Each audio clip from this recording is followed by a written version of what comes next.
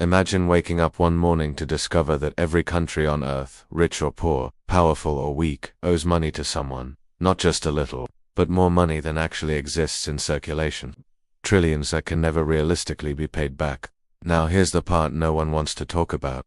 If everyone is in debt, who is the world really indebted to? And more importantly, how did debt, something created as a tool, quietly evolve into the most powerful mechanism controlling modern economies? Because today, global debt isn't just a number on a website. It's an invisible chain, tightening, pulling, and guiding the behavior of nations, governments, and even central banks. This is the story of how it happened, and why the system was designed to never let you notice. Money wasn't always a digital abstraction, moved through wires, algorithms, and agreements. For most of human history, money had limits: physical gold, silver, or anything scarce enough to prevent endless creation. Debt existed, but on a small scale. Its power was visible. Its consequences were immediate. But in the past 100 years, and especially since the 1970s, something changed. A transformation so massive that people living through it barely realized it was happening.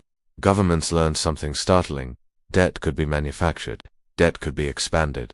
Debt could be multiplied, without limit. But who taught them? Who designed these rules? And why are all nations now entangled in the same web? This video will unfold that journey from the earliest seeds of government borrowing, to the rise of central banking, to the digital financial empires shaping the world today. By the end, you will understand why debt became the most profitable product in history, and who benefits when nations sink deeper into it. Let's rewind to the 18th and 19th centuries. Back then, governments only borrowed for war. Debt was a temporary lifeline, something to be paid back when stability returned. The United States borrowed to fight the Revolutionary War. Britain borrowed to expand its empire. France, Spain, and Russia all borrowed to wage battles or recover from them. These early debts had two defining traits. 1. They were finite, connected to real resources. 2. They were expected to end because nations feared permanent dependence. Enter the bankers. Families like the Rothschilds in Europe, and later major institutions in America, realized something. If governments could borrow, governments could keep borrowing. Debt could become a business model, not a temporary condition. And once nations depended on lenders, lenders gained influence over policies, economies, and even military decisions. This was the first stage of the invisible chain, but it was only the beginning. Through the 19th and early 20th centuries, the world moved toward more industrialization, more factories, more citizens, more needs.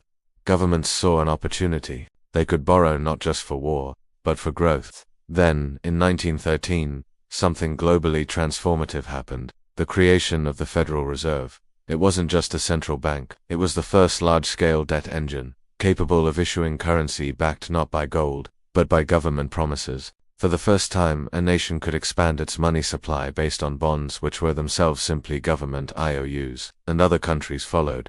Japan created its modern central bank. Europe reorganized theirs.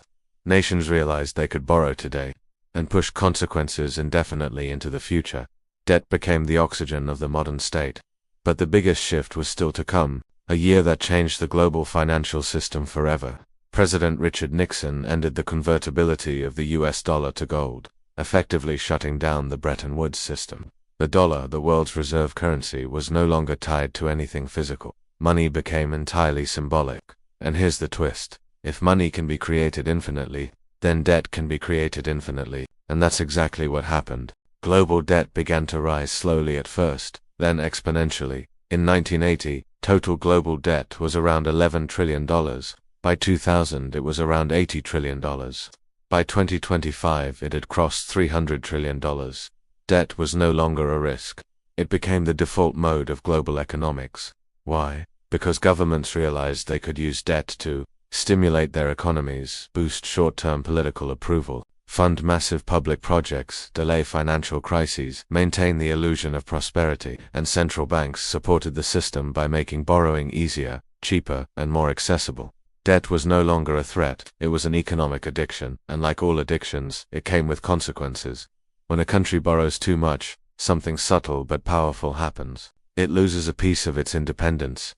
A nation deep in debt must keep interest rates at certain levels, maintain policies that satisfy lenders, avoid decisions that could cause economic instability. sometimes even align with the political preferences of creditor nations. Debt becomes leverage. Not just financial leverage, geopolitical leverage.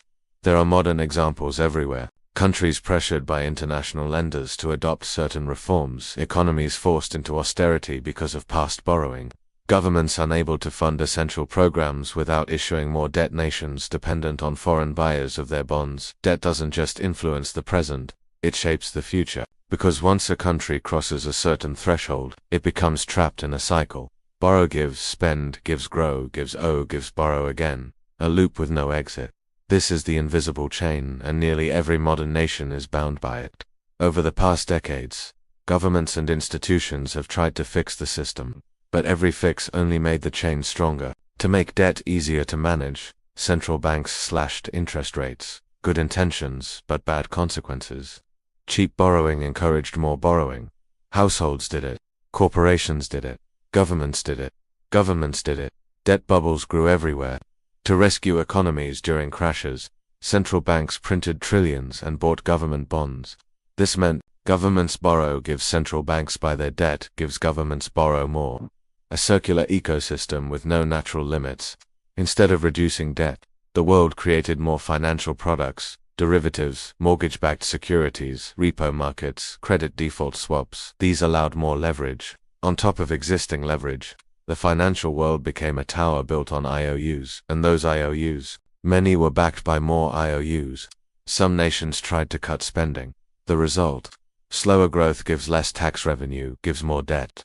Every fix failed because the system itself depends on one thing: permanent expansion. Like a shark that must keep swimming, the debt system must keep growing, or collapse. Fast forward to the present. The patterns are repeating faster and bigger than ever. Nations borrow to fund stimulus packages. Central banks intervene at the slightest sign of instability. Interest rates swing wildly, affecting billions of lives. Debt-to-GDP ratios hit levels once considered impossible. Countries rely on foreign buyers to keep their currencies stable. But here's the most shocking data point. Global debt is now over 330% of global GDP, meaning the world owes 3 times more than it produces. And yet, the system keeps expanding, because it must. If governments stop issuing debt, if central banks stop supporting debt markets, if the economic machine stops spinning, the entire financial structure risks collapse. This is the paradox of the modern world. Debt created prosperity, debt created growth, debt built nations, and now, debt controls them. So what do we learn from all of this? Why does global debt continue rising? Why does every solution fail? Why does every crisis lead to more borrowing instead of less? Here are the core takeaways. Nations don't borrow occasionally. They borrow as a structural necessity. Debt is the bloodstream of the modern financial world, and blood flow cannot stop. The system is built to expand forever. More debt gives more money, gives more growth, gives more dependence. The chain tightens, not by force, but by design.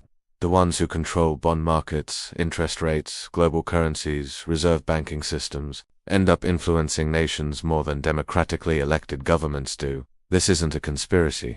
It's the natural outcome of a world run on perpetual borrowing. We're living through the largest debt expansion in human history. While the system might continue for decades, every chain has a breaking point. The real question isn't if the world will confront the limits of debt, but when, and what comes after.